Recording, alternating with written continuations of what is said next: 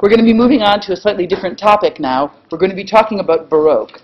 And it's really only a slightly different topic, insofar as the distinction between Renaissance and Baroque is a fairly recent historical development. It's a 19th century development. When we talked about the Renaissance, we said that that was really one of the first periods to give itself a name.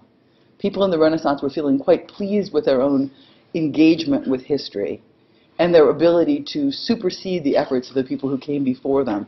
And they came up with this great name for themselves, those who have been reborn, the Renaissance. Rinascita means rebirth. The people during the Baroque period considered themselves to be practitioners of the same agenda that the Renaissance was engaged in. They were using classical architecture, they were using classical typology, they were using the orders, they were playing with symmetry and balance, doing it in a much more concatenated manner. So much so that by the 18th century, people looking back at the work of this period said, this is weird looking. And they gave the word baroque, barocca, which is a word that means misshapen pearl. Kind of pretty, kind of shiny, kind of attractive, but something's wrong with it. It's like a misshapen pearl. Baroque has this burden to recover from. Architectural historian Christian Norberg Schultz suggests that one of the big issues and one of the things that sets the Baroque out from previous periods is this interest in systemization. And that just everything gets systematized. The world was really changing quite rapidly at that time. And changing not simply from an aesthetic point of view, but all aspects of culture were changing. This is an image of René Descartes, the famous French guy. You're probably familiar with some of his work. He was a great mathematician. You know the Cartesian coordinates. And we'll come back to Descartes in a minute. But let's look at Johannes Kepler's model of the universe as a ground against which to measure Descartes.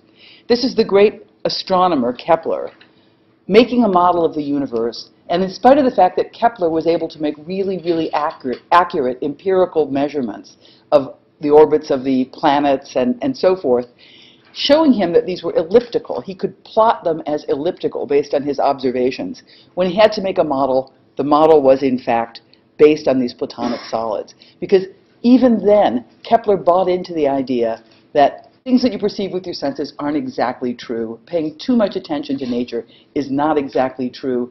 And that there are certain things that are authorized. Things like geometry, things like squares, things like circles. Not all points, not all things in the world are equal. Some are defined, like the sphere, like the cube. And some are just out there. And we see this again being celebrated in the idea of the Vitruvian man. Here's Cesariano's little Vitruvian man. But with the advent of perspective, already the dominance of these kind of singular visions of what it is to have a geometrical construct are becoming challenged. In this drawing of the artist and the model, we have an idea that the space between the two of them is activated also. It's not sufficient to simply think of the model as a character out of space, out of the world. But the space between the eye of the viewer and the thing being viewed is challenged in a provocative way. I think ideas like perspective become provocations for people like Descartes, trying to think about what is the way that you can mathematically describe the space in between things. Descartes comes up with this theory of vision, which is pretty interesting, where he imagines that in fact there are images behind your eye that are projected outwards and then back to you again. All of this has to do with some kind of dynamic translation through space of seeing. It's not just the object that holds the properties of the object, but it's the eye of the viewer that makes those objects become knowable, or even gives character to the objects. And I have to say, I find these images from Descartes' treatise on geometry to be hilarious, because it's all about the eye, it's all about seeing. And much of this stuff about the little brain noggins in the back is funny, but you have to say, was it really necessary, René, to show this woman's breasts when you were talking about her eye? And René would answer, I'm French. Yes, totally necessary. Had to do it. This is how we would draw the Cartesian coordinates of the y-axis and the x-axis, and we might even have a z-axis going vertically through that. This is Descartes' drawing, and it's a little bit of a mess. He had not yet figured out this perfect geometrical diagram, but what he had done was find a system of naming any point in space. Based on Euclidean geometry, the only things you could really name, the only things you could really define were the Platonic solids. And suddenly, Descartes comes up with a system that authorizes any point in space, gives mathematical provenance to any point in space. And that's pretty powerful. It provides a system to organize everything instead of a nomenclature for discrete objects. And therein you see a real shift between a Baroque way of thinking and a Renaissance way of thinking. There's also something pretty interesting going on in the Cartesian coordinates, and also in Descartes' diagram, not simply in our math homework diagram. And that is this arrow zipping off. Where's that arrow going? Does anybody remember where the arrow in the Cartesian coordinates is going? Did anyone ever take middle school math? Elementary school math? I don't know when you guys get this. What does the arrow suggest? Andrew, it looks like you know.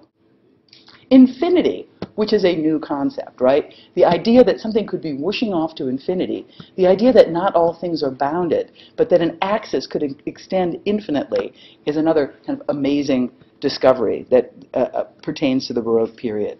So space is systematized. If you think about classical mathematics, if you think about Euclidean geometry, it's all about discrete things. Here's my cube, here's my sphere, here's my tetrahedron. How do I relate those together? Maybe I can find a ratio.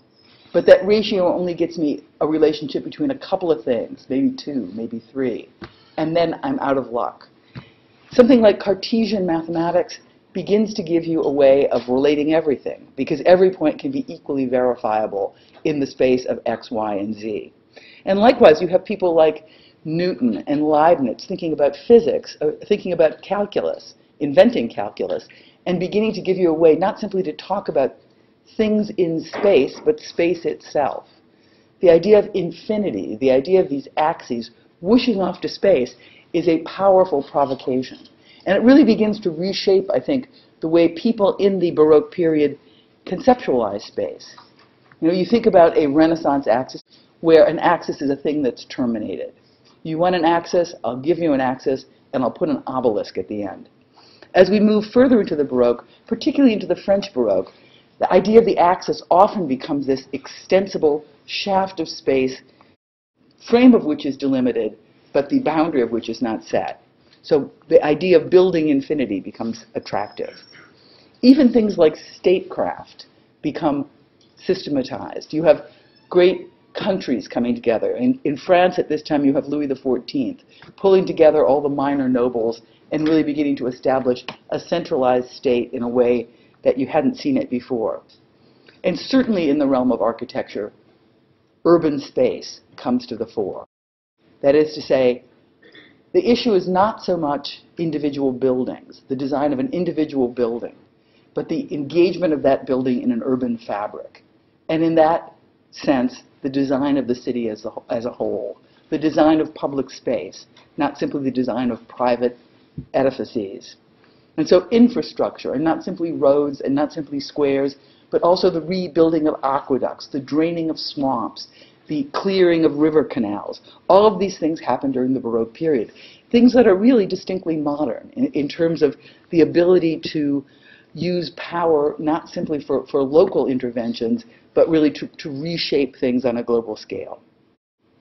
It can also be said that Baroque is the last great universal style. And maybe we'll shift this title to Rococo when we go a little bit further.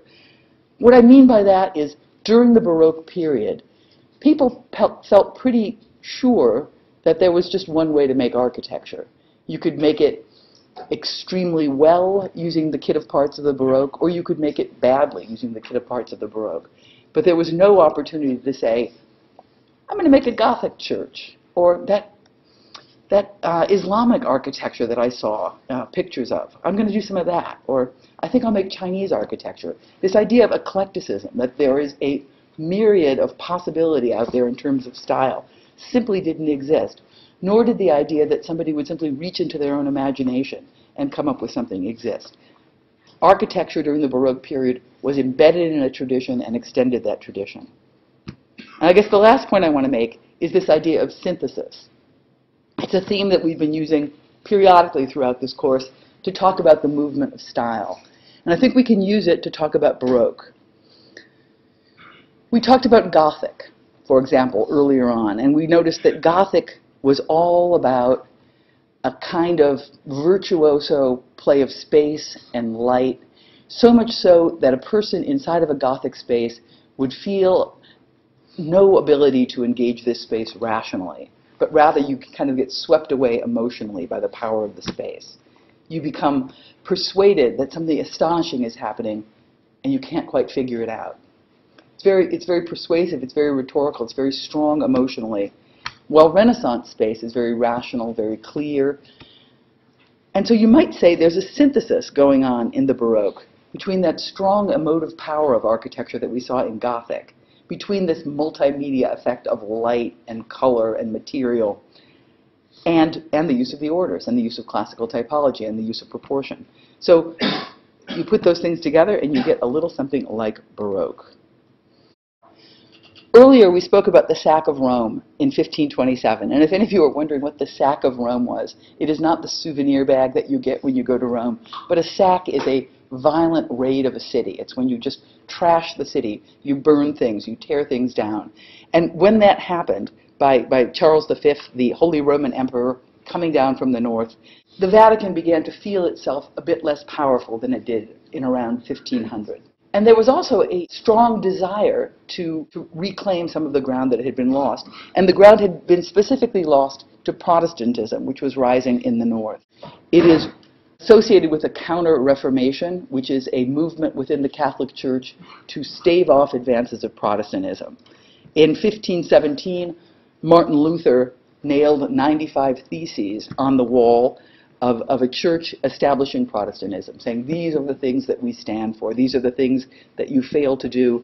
In 1520, Luther appealed to German princes to attack the church ideologically, and they came down and attacked it, with swords and fire. Luther was condemned as a heretic, but Luther didn't care because Luther was a Lutheran by that time, and so why does he care what the Pope thinks? But think about Renaissance humanism. A lot of the stuff that we said about Renaissance humanism valorized reason. You walk into a church and you have your faculties of reason validated by the perfect geometry of the church, by the clear articulation of mathematically determined modules or proportional systems. And so by walking into a church, you as a sentient, reasonable being can enter into a direct relationship with God. It becomes a contemplative act to reasonably untangle and contemplate the lineaments of a church.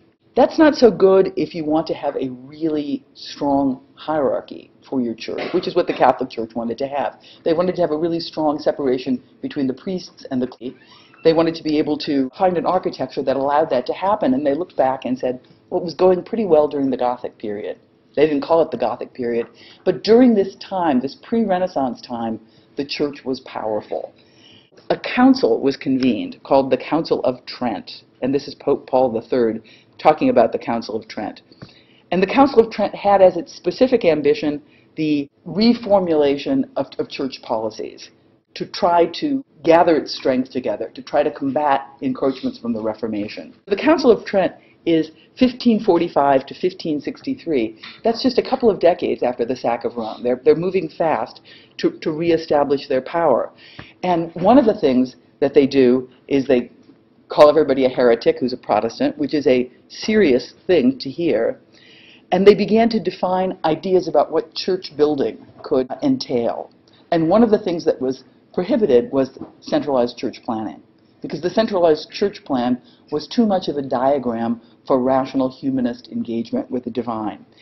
Plus, centralized church planning, so desired by everybody in the Renaissance, really was a bad plan type to celebrate the liturgy of Christianity.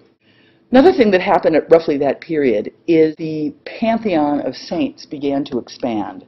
And the pantheon of saints began to take contemporary figures, these dynamic contemporary figures. And you also got the Inquisition. The Inquisition was a very good way of getting rid of heretics. Over here we see a very nice painting showing all the very religious cardinals establishing policy at the Council of Trent to break heretics in half on the rack, which is what's going on over here. Some of these new saints that you got were people like Ignatius of Loyola. Probably many of you have gone to schools called St. Ignatius. Did anybody go there?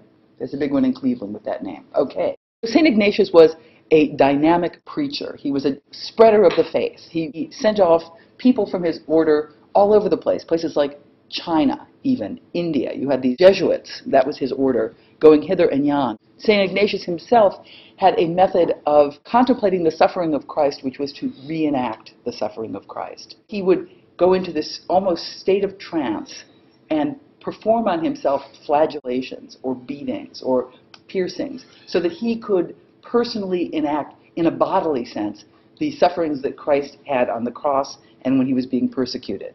And that is rather different than contemplating the proportions of a Brunelleschi church.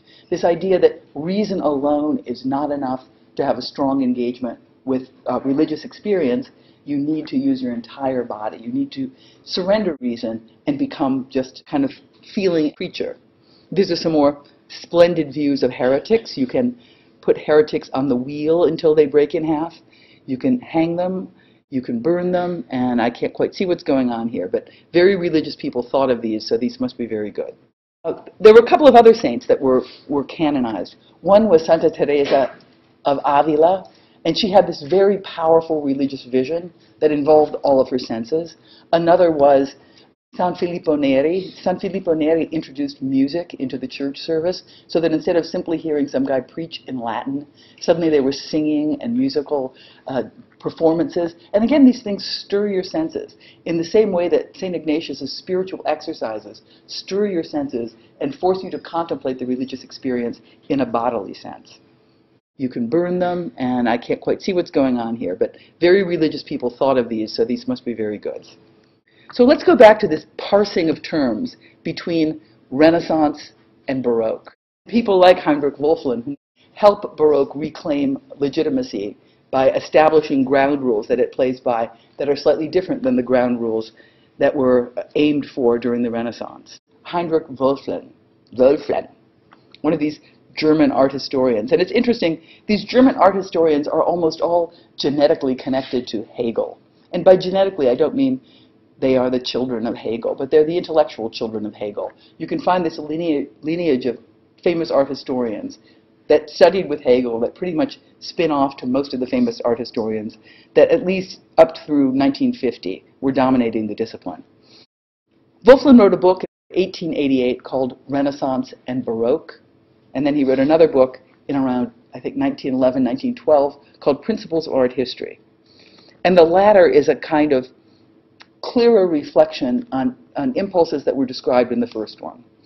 And particularly in Principles of Art History, Wölfflin finds 5 oppositional pairs of qualities that will allow you to understand the difference between Renaissance and Baroque.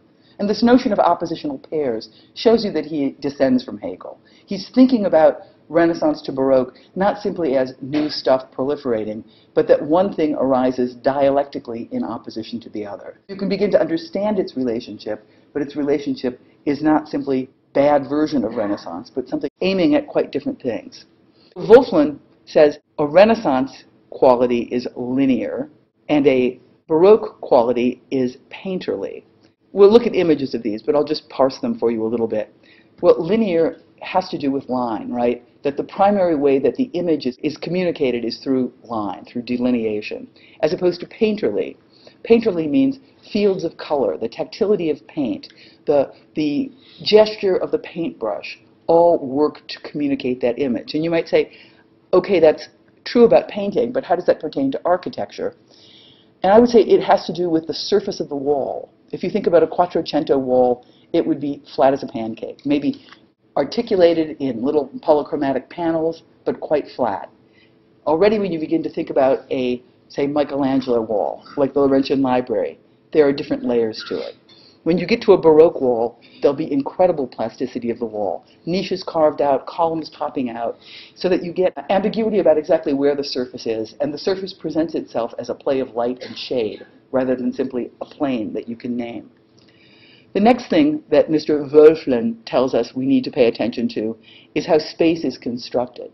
And Wölfflin begins by talking about painting, but then he expands into a discussion of architecture.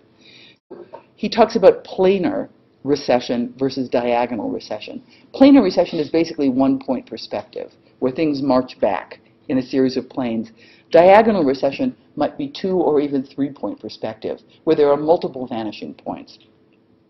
1-point perspective, this planar recession, really insists upon a single central focus in the composition, whereas diagonal recession, multiple vanishing points, begins to open up the door for multiple centers of activity and a kind of diffuse world of things happening all over the surface of the picture. Another thing he talks about is closed form versus open form, and he expands that to speak about tectonic and atectonic in architecture. Closed and open, we can kind of understand closed, all closed, open, you spread your arms out, and so forth. And in architecture, tectonic form might mean the system is closed so that you can understand the entire constructional system. Think of a temple. You see the pediment, you see the columns, you understand exactly what's going on. When you get a atectonic form or an open form, there might be some ambiguity exactly about where does the figure even end? How does it engage the city? The implication of how the figure is part of the city is not so clear as it is with these ideal centralized churches. It becomes scenographically engaged, and its constructional system becomes ambiguous. 2 more points, and then we'll look at some examples. Unity to multiplicity. A lot of this has to do with what the 1-point perspective gives you versus the multiple vanishing point perspective. Unity gives you a single subject, a single center. Multiplicity gives you lots of stuff happening all over the place. And lots of stuff might not simply be the image, but it also might be different materials that get put into play or different color palettes. For example, when we look at architecture, we'll see that there are not simply these superpositions of different things on the wall, like columns, niches, engaged columns, pilasters, but there's also a engagement of sculpture and kind of theatrical space planning and strange light and polychromatic material and painting, so that all of these different art forms collaborate to give you your experience. Then from absolute clarity to relative clarity or obscurity. And he's talking here specifically about painting, but it also has to do with architecture and this ambiguous figure-ground relationship you begin to get when architecture is not conceived of as an object, but as a scenographic piece of a city where all of this stuff unfolds spatially to the viewer. So I think these are great images as a kind of comparison. You know, obvious comparison, right? Renaissance guy. Thank God we have Renaissance guy here, because Baroque guy kind of looks like a naked John Goodman, wouldn't you say? And I know you've all been wondering, God, what does John Goodman look like naked? And now you can kind of fulfill that dream of yours by looking at the painting by Rubens of Bacchus.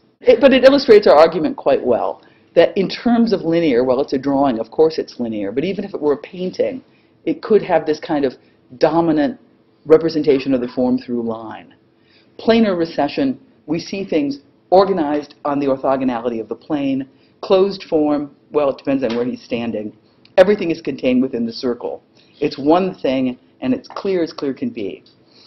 When we look at the John Goodman painting, already the composition of the painting is complicated.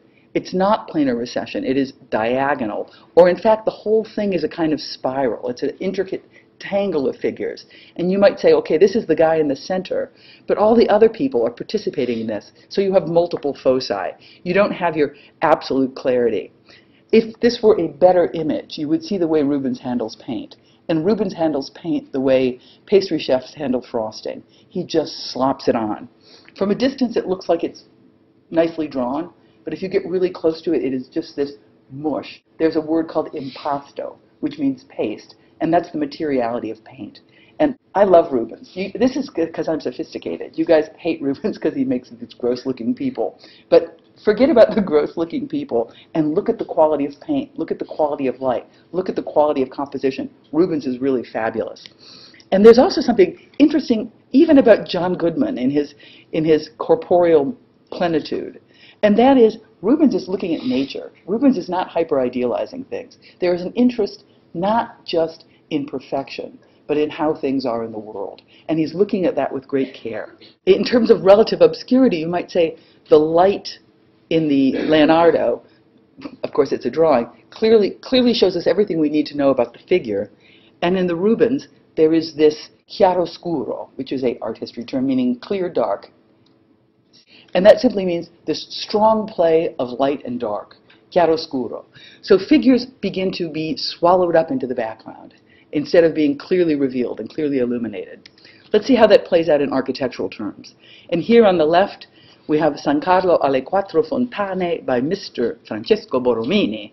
And on the right, we have the Pazzi Chapel by Filippo Brunelleschi.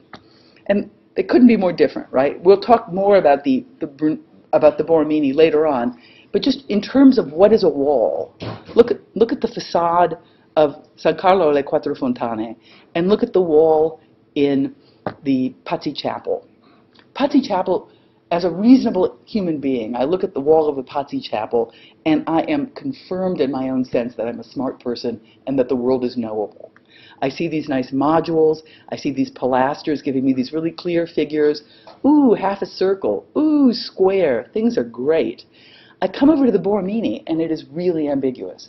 The wall itself is unstable, it's undulating. It's not even a flat surface. And out of this undulating wall, little edicules. Edicule means a little building. And a little pavilion, a little edicule is popping out. You know, what is the wall? What's the wall all about? I see these stacked orders, but inside the stacked orders I see a minor order, and then I see niches carved. And so the wall of the Borromini church really presents itself as this superimposition of multiple layers.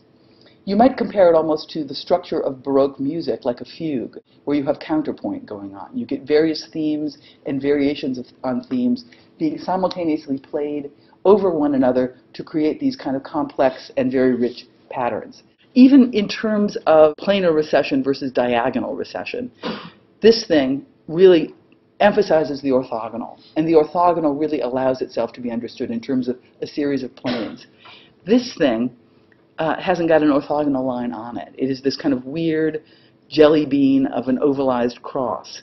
And how does it sit in the city? There is this corner that it kind of smooshes around. Here's the undulating facade, and then it seems to peel away from that corner and then wrap. So it's very ambiguous. You have to kind of look at the thing obliquely in order to understand how it sits in the city. Even though you wouldn't think that something like the vantage point that a painter can stipulate in a composition can also apply to architecture, it really seems to be fairly effective in these two examples. Closed form, perfect little thing, done. Open form, where does it end? How does this thing engage the city? Multiplicity, lots of stuff going on. Unity, just one thing going on, but going on very well.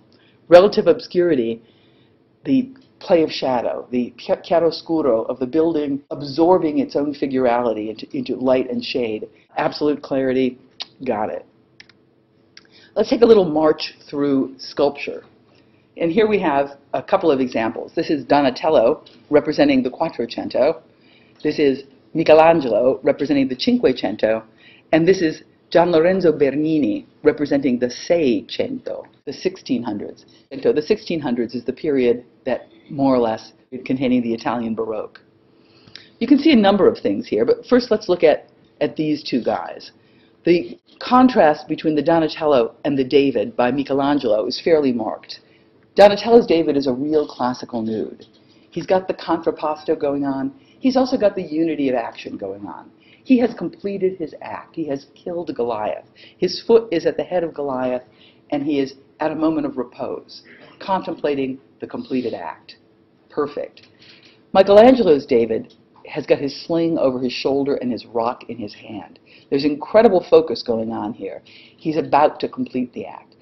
If Donatello's David represents Quattrocento repose and completion and balance, Michelangelo's David begins to represent a kind of Cinquecento mannerist tension. Even though this is early Michelangelo, he's been a mannerist all the time. And you can see some of that in the perfect balance of proportion in terms of the size of the head and the size of the hands in the Donatello versus the deliberate disproportion of the David in the Michelangelo, with giant head, giant hands, and veins popping out as the tension is about to make his heart pump more blood through his body and make him more and more agitated. Now compare the Bernini to get a sense of how the Baroque transforms the project of the Renaissance. Compared to the Bernini, the Michelangelo David is a pretty quiet guy, a pretty calm guy. His focus is inward. The tension that Michelangelo's David gives you is an internalized tension, a psychological tension. When you look at the Bernini David, he's in the act of throwing the rock. This is as tense and as dramatic as it can be. It's almost narrative. It's telling the story so dramatically. And look at the expression on the face of this David.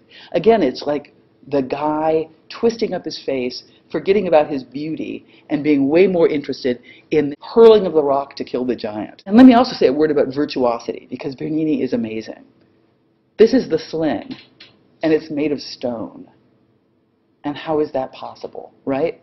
We know that stone is bad in tension. We know that we can barely make a beam out of stone. And here is Bernini making a sling out of stone, or making the hair that seems to be whipped up by the wind, or the cloth, likewise, unfurling in the act of twisting. And in terms of open versus closed form, I think it's instructive to look at these two guys. Fairly contained column of a man, twisting in space with a little contrapposto. This guy has his arms going in one direction, his legs going in another direction. He is like a little whirligig of a guy, twisting in space. It's impossible to look at him from one vantage point. You have to walk around him, and the whole space becomes activated. Here's another Bernini, also fabulous, and this is the Apollo and Daphne. Daphne was a wood nymph, very lovely. Apollo was one of the Olympian gods, and Apollo thought Daphne was cute, and the way Apollo would show his affection if he thought somebody was cute was to rape them. And so here he goes trying to get Daphne. But as a wood nymph, Daphne is protected by Diana, the huntress goddess and the virgin goddess. So she implores Diana, please save me from this brute. And at the moment that Apollo is about to seize her, Diana turns her into a tree. So you see these amazing moments here of her fingers sprouting leaves, or her feet, her toes sprouting roots. And look at how the hair just gets flown up into space. Very dramatic, full of action, as dynamic as possible. Figures turning in space, open form, multiple foci, fabulous. Bernini, like many of these characters, doesn't simply do sculpture. He also does architecture, and does it at a rather sophisticated level. This complex, I think, shows off all of these skills and also exemplifies this sensibility that we're talking about. It is a church in Rome called Santa Maria della Vittoria, and there is a little chapel off to the side called the Cornaro Chapel. The Cornaros were the donors, the wealthy family that paid for the chapel, hence their name. And the subject is the ecstasy of Santa Teresa. And Santa Teresa is one of these new Baroque saints, canonized because the energy and drama of their particular religious experience seemed sympathetic with the aspirations of the Council of Trent. Here it is. Well, first of all, what is it? And the answer is, Bernini is not simply designing a statue here, but he's designing the edicule, this little chamber that the statue sits in, and he's also designing this chapel that the edicule sits in, and he's also designing the walls of the chapel, and he's also organizing the light source. He didn't do the painting on the ceiling, but he could have. All of these elements work together to represent this moment where Santa Teresa has her holy vision. And Santa Teresa's holy vision is she's dreaming, and as she's dreaming, an angel appears to her, and the angel has a bright, flaming sword, and penetrates her with the flaming sword, and she feels elevated into heaven. So you have very racy expressions on Santa Teresa's face as she's having this vision. And again, virtuoso sculpture, virtuoso use of stone. Here you can kind of see what's going on. It's like Santa Teresa is floating.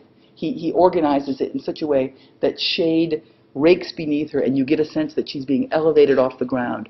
And he also puts these metal rods here so that golden light, let's say light from a hidden light source, comes down and bathes her in light, so that you can kind of see the light from the flaming sword of the angel that makes possible her fabulous vision. But you don't simply have Santa Teresa and the angel. That would be way too easy, even though it's a fabulous sculpture. You have this entire orchestration of different colored stones, different media of sculpture and architecture and lighting. You also have the inclusion of the donors in the space. For example, over here, we can begin to see things that look almost like little opera boxes. And on both sides of the space, he's put the donors like spectators in a theater, watching Santa Teresa have her holy vision. We've seen donors included in works of art before. We've seen Federico da Montefeltro. in front of the Brera Madonna, and the donors in front of the Trinità. And usually they're kind of passive. They're there to have some connection to the image, but not to cheer it on. But here, that's exactly what's going on. And the fact that the donors are included in the picture begins to make you think, well, this whole space in front is the space of the theater. This whole space is the space of the theater. Donors on both sides. And when you are in that space, you are also part of the composition. The viewer becomes implicated in the space of the work, and it is no longer a passive relationship of subject and object, but the viewer becomes part of the work of art. And that's what Baroque does. Baroque makes things theatrical. Baroque makes connections between things. Baroque finds a system of relationships to tie things together. Here's Caravaggio. I like Caravaggio. And I'm showing you Caravaggio just to give you another sense of this naturalism that we already observe. It is not the ideal type that gets represented again and again, but it's a kind of close observation of phenomena in the world. Caravaggio was too poor to hire a model, and he liked to drink. So this gives him two problems. One, he has jaundice, and two, which makes his skin yellow, and two, he's doing a self-portrait of himself as Bacchus. And so he's kind of giving you the jaundice and the farmer tan, right? He's not giving you this kind of perfect body. He's a little, yellowish, a little drunk.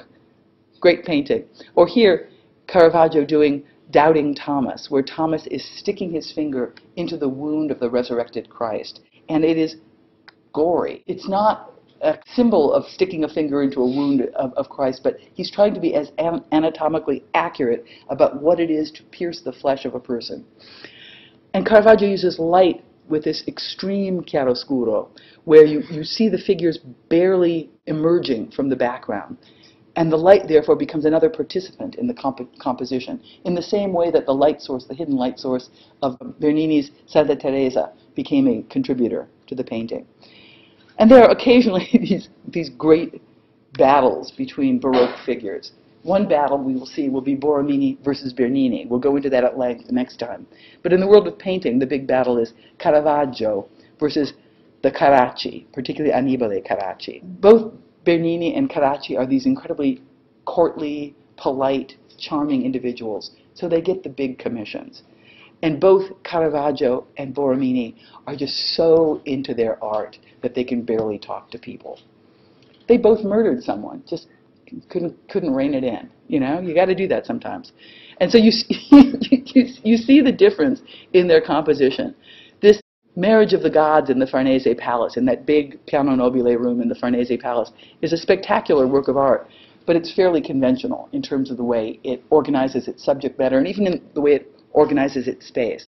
As opposed to this, the Crucifixion of St. Peter by Caravaggio, where again we get this strong chiaroscuro, this amazing diagonal recession, and this sense that you're watching something in the moment that it's happening. The upside-down cross on which St. Peter was crucified is about to be planted in the ground. St. Peter is rising up, incredibly dynamic. Fabulous. And here is the Carracci. Hate him. So